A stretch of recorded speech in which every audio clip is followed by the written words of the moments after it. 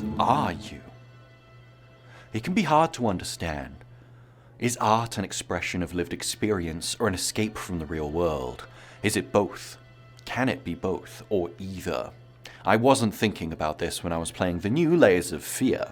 Bloober Team have a lot on their plates right now. Just off the backs of games like The Medium, they're now working on both the Silent Hill 2 remake and releasing this new game.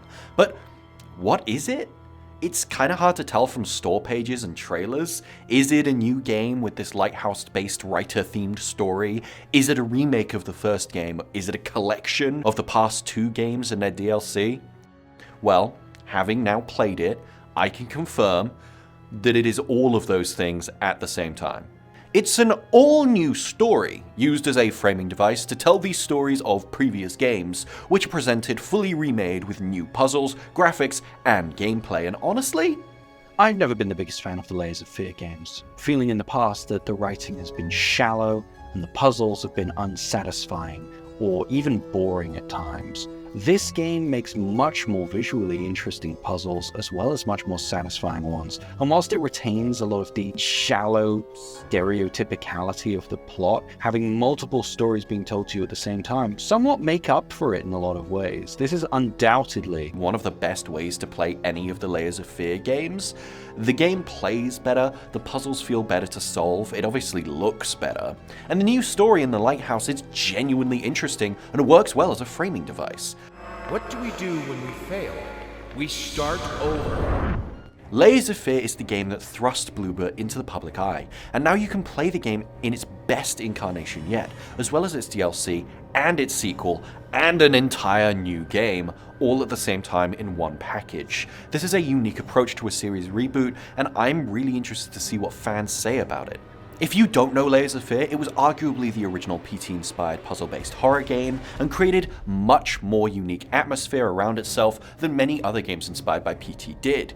If you're a fan of games like Visage, Outlast, or Resident Evil 7, but wish it had less shooting, then this is one you've got to check out.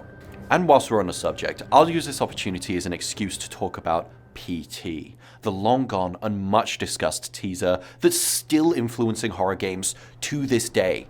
PT's inspiration runs thick in today's game, as well as the aforementioned RE7 and Visage, as well as numerous others, including last week's featured horror game, Luto.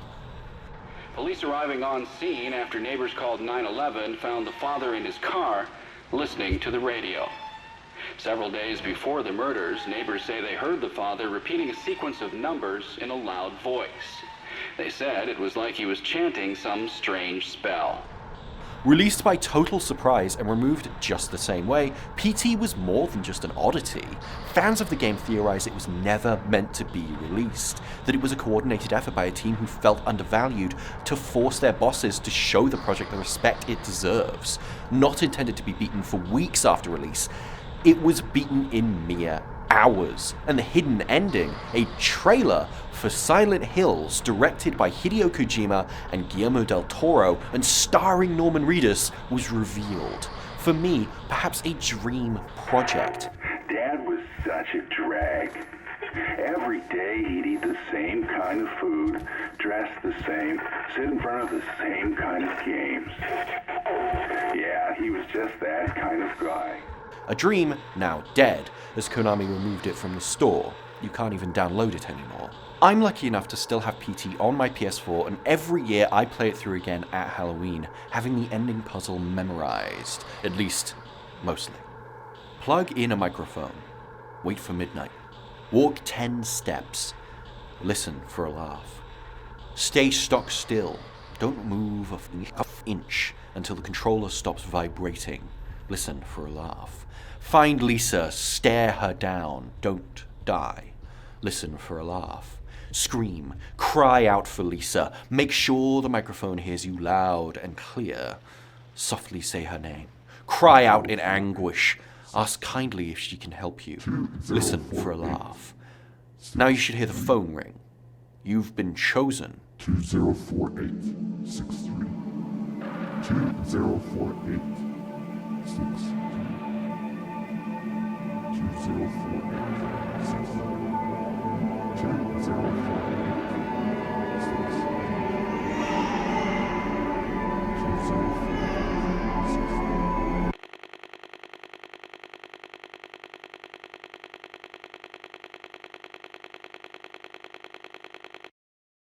We'll never see Silent Hills, a game even rumored to have Junji Ito as art designer, a game that would text and call your real-life phone during the game with puzzle, clues, and scares. There's a lot of things we'll never get to see. Perhaps it's best not to wonder what life would be like if we knew everything we don't have. But you can have even more if you like this video and subscribe to the FGS channel for more content just like this.